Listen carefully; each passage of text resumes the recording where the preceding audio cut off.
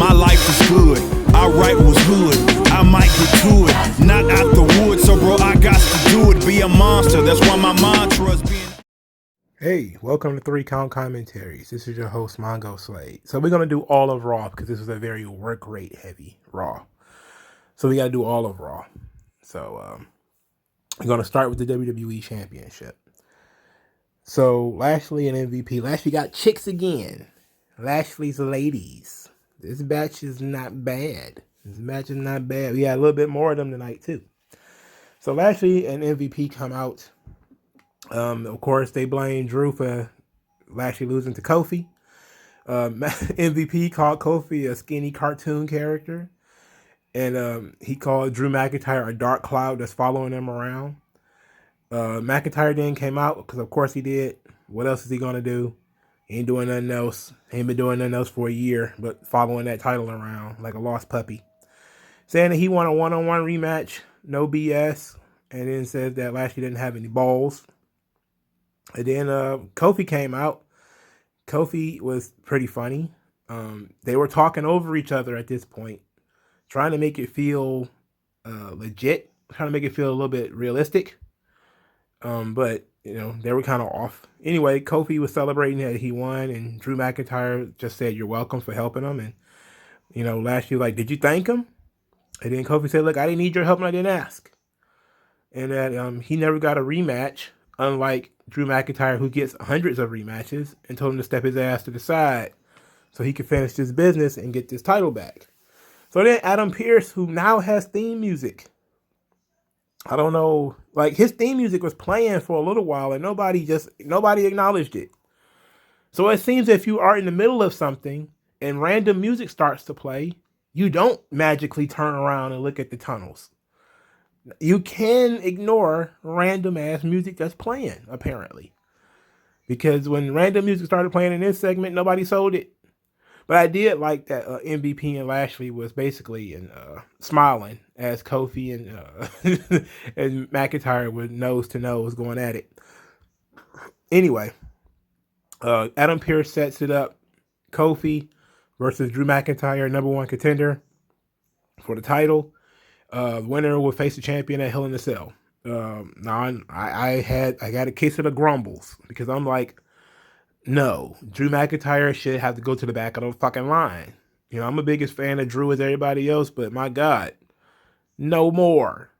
It's been a year. Come on, man. Anyway, he pretty much dominates this match. This match, it had no heat. So while it had some length to it, it was kind of, it wasn't bad, but they've certainly had better matches. In any event, Lashley and MVP was on the stage at first with the couch and the ladies and all that, and then for reasons unknown, because I guess because McIntyre is constantly taunting Lashley. Lashley comes down to the ringside. Him and MVP get into some chairs near ringside. Kofi does a dive that knocks McIntyre into Lashley, knocks Lashley over, because that's how it goes every time there's a 3-man feud. Somebody has to be sitting at ringside, and then bump, the domino effect. One person goes down. It's a whole thing, right? After which, Lashley and MVP jumped in the ring and beat up Kofi and McIntyre.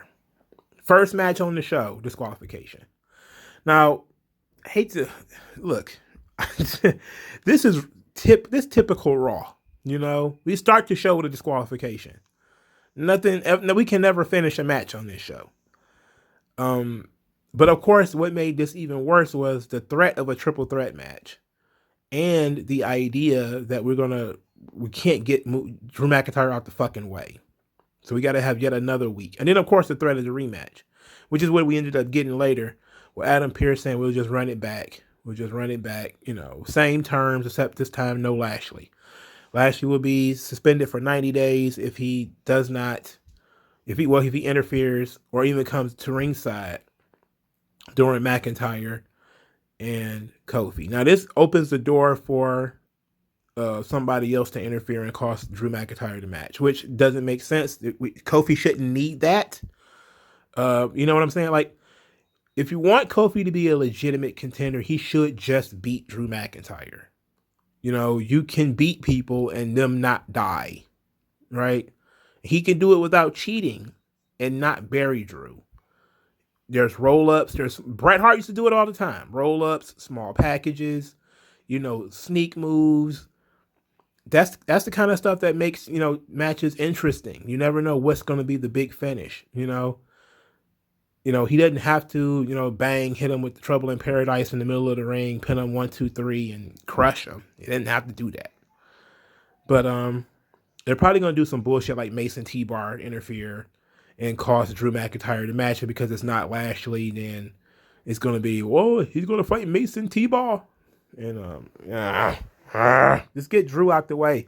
Look, they need to move Drew out of the way while everybody still likes him. Like, there's people who are holding on with a thread, basically saying, like, look, we got to get Drew the fuck out of here. There's people that have turned on him a long time ago. But there are some folks still holding on, saying, like, I like Drew, but they're going a little too far. Anyway, that's that whole ordeal. Speaking of going too far with the rematches, they announced Charlotte versus Asuka again. For no stakes again. No purpose. Again, for starters, Asuka already got beat twice. Then she wins one match. Now she has to wrestle Charlotte again. I don't... Are there other people on this roster? Well, apparently there are. Because Rhea Ripley comes out to check Charlotte, basically to say, wish her good luck in the match that she lost last week. Because obviously she lost because Rhea Ripley distracted her. Charlotte says that Rhea is threatened by her and wants to be like her. And then Nikki Cross came out of nowhere looking very small and very trollish. And basically said she can beat both of them. To which Charlotte said, I could beat you in 2 minutes. I have no interest in you. And you're lucky I have a match tonight, because I could beat you in 2 minutes. If you could beat somebody in 2 minutes, you can wrestle 2 matches, if you're being honest. So then Rhea Ripley took her up on the challenge. Since, then she said, that's why nobody likes you, Charlotte. You talk down to people. Very weird for another heel to say to another heel. Anyway, right? Anyway, let's move on. Nikki Cross versus Rhea Ripley in a 2-minute challenge. Now, I actually love this. Now, not a fan of how they played it out, but I love the general idea, right? The general idea is that, Charlotte said she can beat Nikki Cross in 2 minutes. So now Rhea Ripley's like, I can beat her in 2 minutes. I will beat her in 2 minutes. But then when the match started, there was no sense of urgency whatsoever. It was basically trying to show how strong Rhea Ripley is. She no-sold her offense. She essentially dominated Nikki, throwing her all over the place. And then she didn't even try to pin Nikki, like, not seriously. She was in the corner kicking her and punching her when the time went down. And then afterwards, she continued to kick and punch Nikki Cross. But wait a minute. Isn't Rhea Ripley the babyface? Huh? Wait a minute. She was giving Nikki Cross an opportunity. She was giving Nikki Cross a chance. She said that Charlotte looks down on people. That's why nobody likes her. And now here it is after the bell, and she's still throwing punches and kicking Nikki Cross. What? What is going on here? And then they announced that Rhea Ripley is going to be wrestling Charlotte in a heel versus heel match. And then Nikki Cross is outside the ring, jumping up and down like she just won the goddamn Super Bowl or the NBA Finals. And all she had to do was last 2 minutes with Rhea Ripley. So, of course, this means that Nikki Cross is going to have to wrestle Charlotte next week and probably get beat in 2 minutes. Just to prove that Charlotte could do it and Rhea couldn't. Not a good use of Nikki Cross. Not a good use of Nikki Cross at all. At least she's on the show. At least we're seeing a different face on the show, which I'm gonna give them some credit for it. She got to talk. She got to be on the show. It was a unique storyline. I would have personally said 5 minutes or 10 minutes or something like that. Nikki Cross is too accomplished for you to do 2 minutes. You do 2 minutes with like Mansoor. Like if like Lashley was doing like a storyline where he's like, I could beat anybody. And then Mansoor comes out there and he's like, boy, I can beat you in 2 minutes. Mansoor is untested. Okay, let's run that. You know, but Nikki Cross is a former, you know, she's been the #1 contender for the women's title before. She nearly beat Bayley for the belt. She nearly beat Sasha for the belt. She was a tag team champion. She's been around too long for you to be pulling this, I can beat you in 2 minutes. Like, what kind of shit? Like, you've been in the business 6 fucking years already. Wasn't Nikki Cross here in 2016? Like, she's been in the company 6 years and we're still doing 2-minute gimmicks with her? Come on, man. That was whack. That was whack as shit.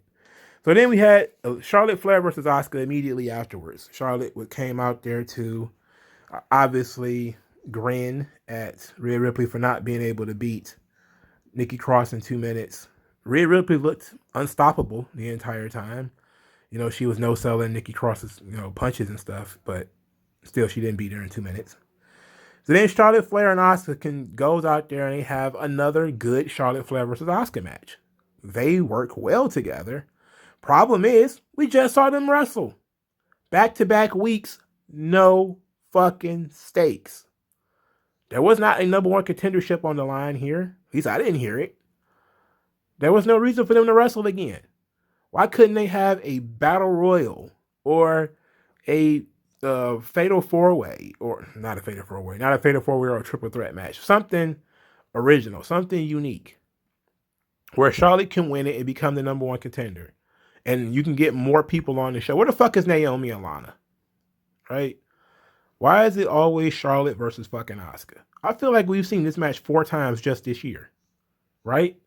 It's been like 4 times this year, right? Now, they've had good matches. They've always had good matches. They have great chemistry. But they're blowing it out of proportion. I wouldn't give a fuck if it's Savage and Steamboat. I don't want to watch it back-to-back weeks. I don't. I don't care about having a feud. You can have a feud. You can have best 2 out of 3 falls or whatever the hell. Just don't do it back-to-back fucking weeks. Space this shit out. You could have had Charlotte win the title or something like that, and then Asuka's a top contender because she was the last person to pin Charlotte, and then, you know, get that win back or whatever the case may be. I don't suggest putting the title on Charlotte, but I'm just saying that that's an option, right? This is ridiculous. It is ridiculous. So Cedric Alexander and Shelton Benjamin. Now this match was really good. The promo before the match, though. Not good. Cedric's delivery, where his voice cracks a little bit. Look at me! Look at me when I'm talking to you! Look when I'm talking to you! But the bigger issue here is not even that his voice was cracking. It is that he was saying the same thing that he had already said. He had already said that he was in his prime. He had already said that they didn't kick him out of the Hurt Business. They kicked out Shelton. He had already said that Shelton was the weak link. He had already said that, you know, Shelton was washed up. The only new information we got was that I'm an evolving act. I learn from my mistakes. And I'm going to end you for good or something to that effect. Now, he also said that Shelton Benjamin never did anything and that MVP took him from being a nobody. I think that's a complete erasure of Shelton's history. You know, Shelton has had a long history in the WWE. He's won just about everything there is to win, except a world title. NXT didn't exist during his day. So I'm not going to, you know, make it, you know, he didn't win the NXT North American title. Like, this shit was not an option when he was coming up. But he's a tag team champion on both brands. You know, U.S. champion, Intercontinental champion, he didn't win Money in the Bank. He wrestled for the Money in the Bank a couple of times. You know, he wrestled world champions. He got title matches. He just never got the big one. And, you know, I guess, you know, just Cedric Alexander's way of belittling Shelton's achievements. But still, I would have liked for them to build Shelton up rather than tear him down, because he has been Intercontinental champion. It was a long time ago. Him being United States champion was like 10 years ago or something like that. You know, it's been a long time. remind people who he is, you know. And this storyline makes a lot more sense if Shelton Benjamin is reminded, if people are reminded who Shelton Benjamin is. That's another thing, like with Cesaro, right? They're not mentioning that Cesaro was ever the United States champion. It's like it never happened. That's the crazy thing about WWE. They completely disregard their own history. It's like it happened more than 3 years ago. It didn't happen. It's like, what? Half of storytelling is building off a backstory. They have no idea how horrible their storytelling is when you do that. It's just, it makes no sense.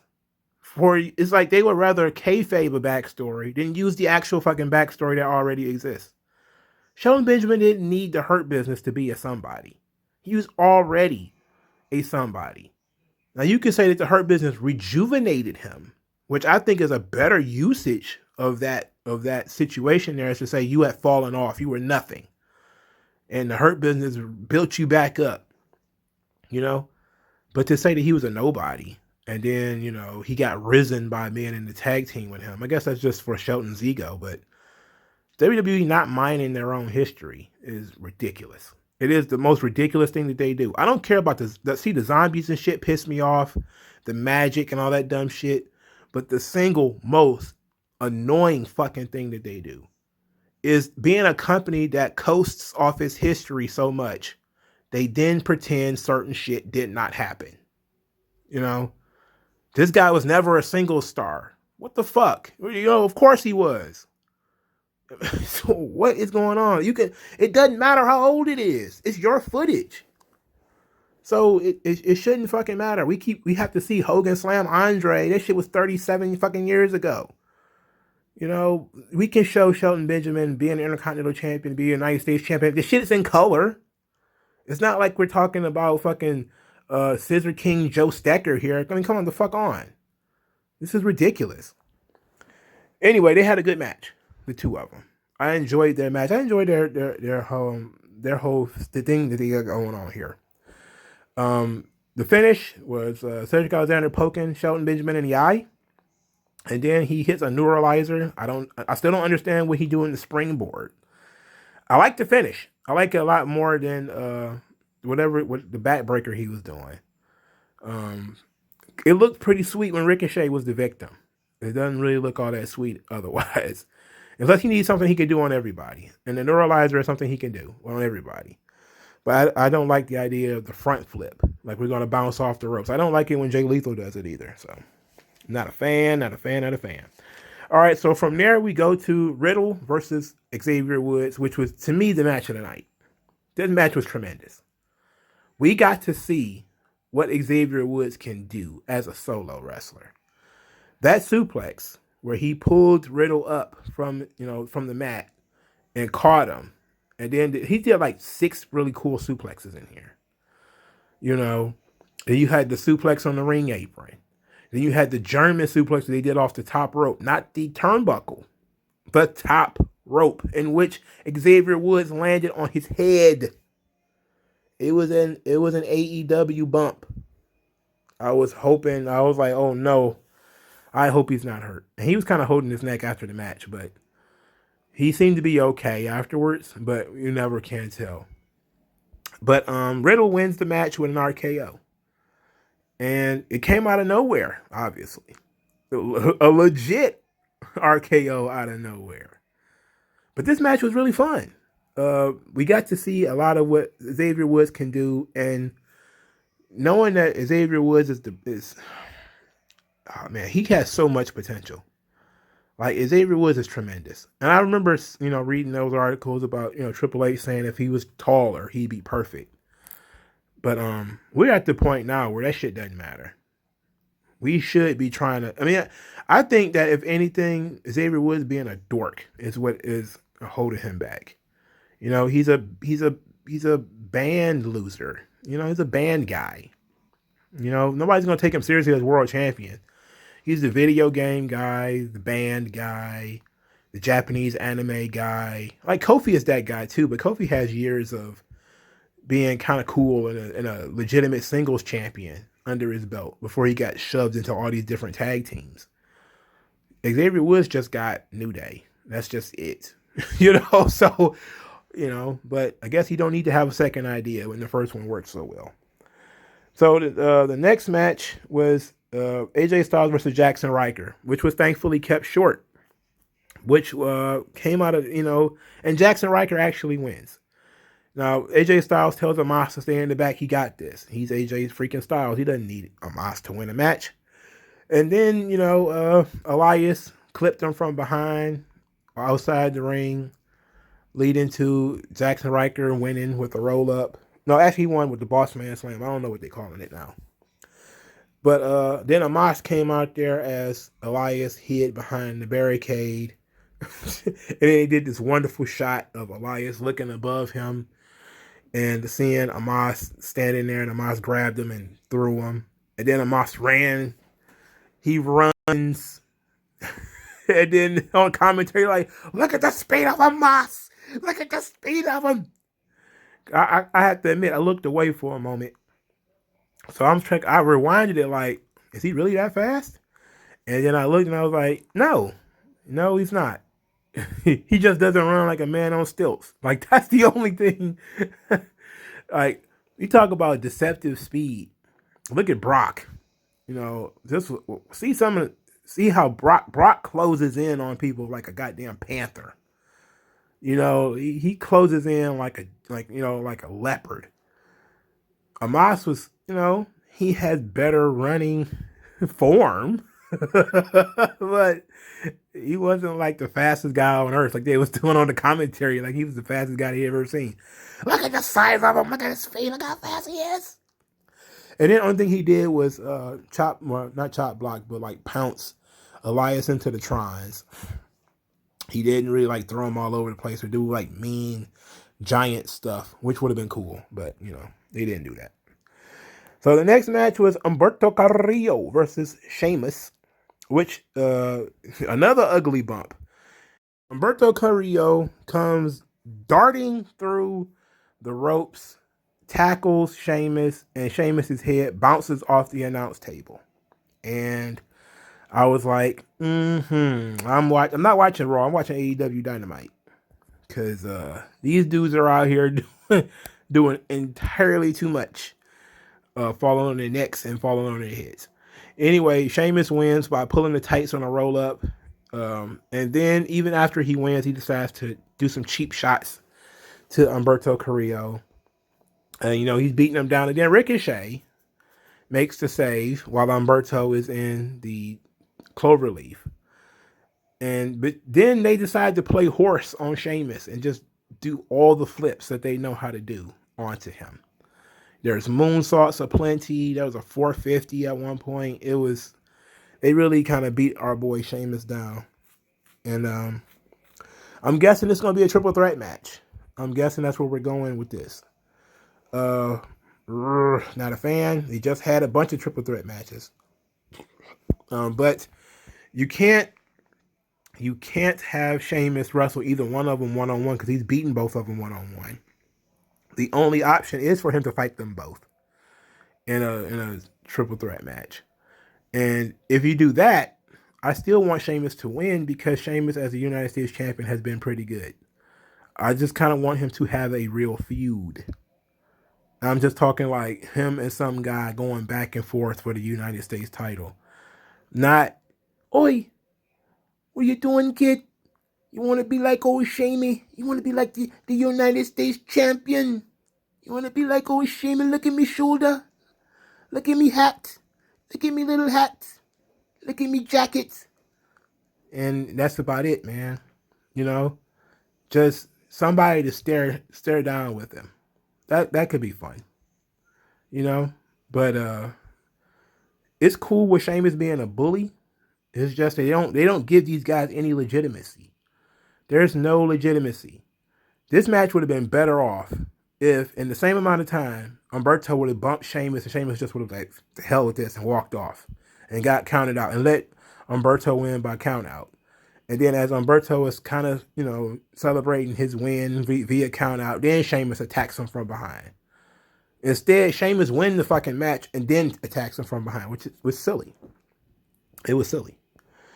Well, let's take a moment to talk about these cringe ass. We're going back on the road again, guys. Promos. These things were terrible. It was Damian Priest, Jeff Hardy, the Dana Brooke, and Mandy Rose. They could not have made it more obvious they were reading off a cue card. They could not have made it more obvious. They were horrible. Like the earlier ones, not good. John Morrison, not good. Okay. Damian Priest, not good.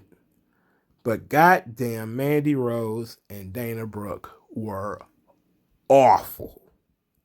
This campaign to tell people 1,000 fucking times we're going back on the road is awful. It's awful. It sucks. We get it. If I'm watching this show, for fuck's sake, just roll a ticker at the bottom. Tickets will be sold. This is where the show will be. But you got Jeff talking about Hardy, Hardy, Hardy. Like he's chanting in a fucking room by himself. No. This makes me yearn for the 80s or the 90s where at least he would have been in front of a green screen with like his face on it. Like you remember the old New Generation, they have a logo, like the old Shawn Michaels in cursive with the broken heart leaking blood out of it or something like that. And he could have, probably did this promo. And the promos weren't long, so like there's no reason to get like super mad about it. But they were cringy as hell. And they added nothing. They all seemed to take place in the same place, like they were just lining up outside of the camera. Read this. Okay. Thank you, Jeff. Move on. Read this. Like, you girls were terrible. But Mandy Rose and Dana Brooke were awful. They were awful. This campaign to constantly talk about, we're going back on the road, guys. This is the shits. It is the shits. Speaking of the shits, who gets to main event Monday Night Raw? Natalya. Ugh.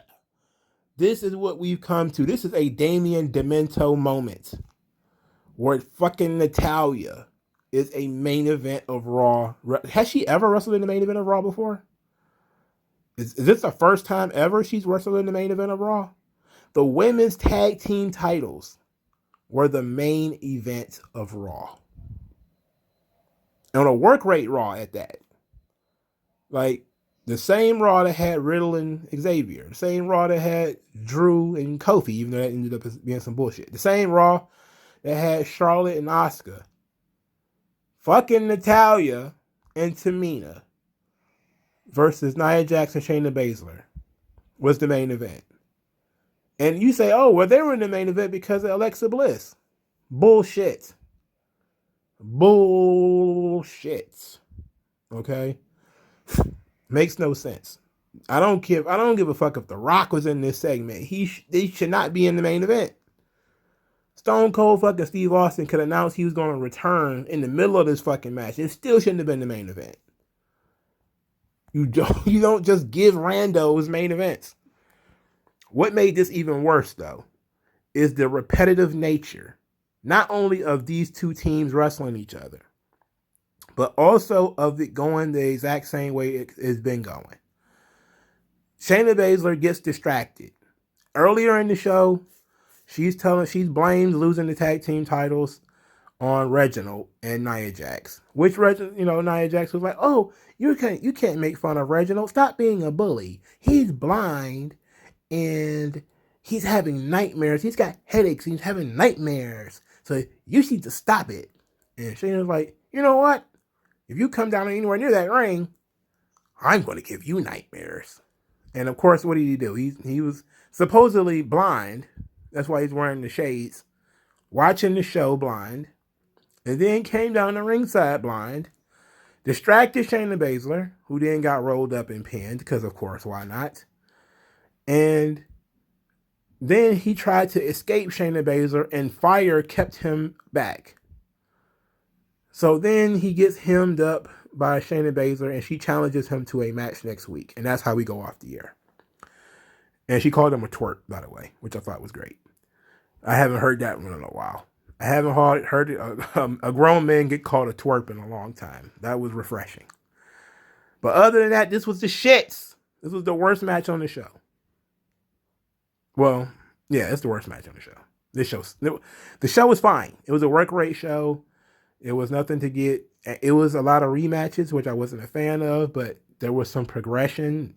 It's like molasses, but there is some progression in some of these stories.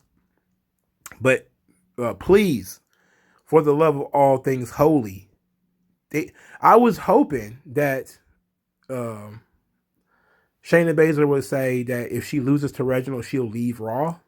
That way she can go to SmackDown and have a fresh change of pace. Or that, Nia Jax could go back to SmackDown.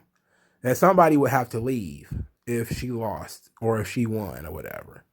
So she can get rid of them and get her career back on track. Like, that would have been a still not worth the main event, but at least would have added stakes to the match. Now it's just, Reginald's going to do a bunch of flips to try to escape, and then it's probably going to be Nia Jax helping Reginald win.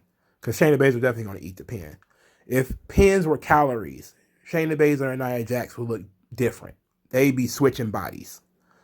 Shayna Baszler would be the 400-pound Samoan if pins were food, because these are like whole pizzas that Shayna Baszler is eating right now. And it's not correct. It's not right.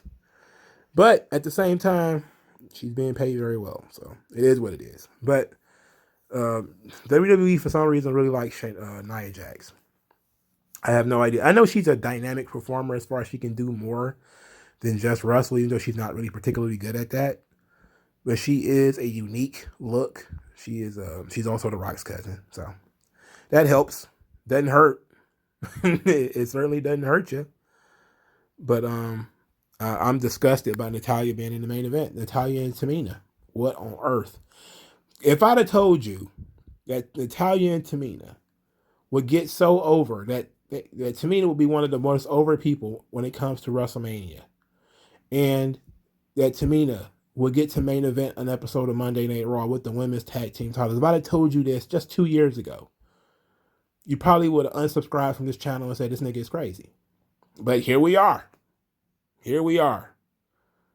Tamina and Natalya are the main eventers of Monday Night Raw. And Drew McIntyre wrestled in the first match.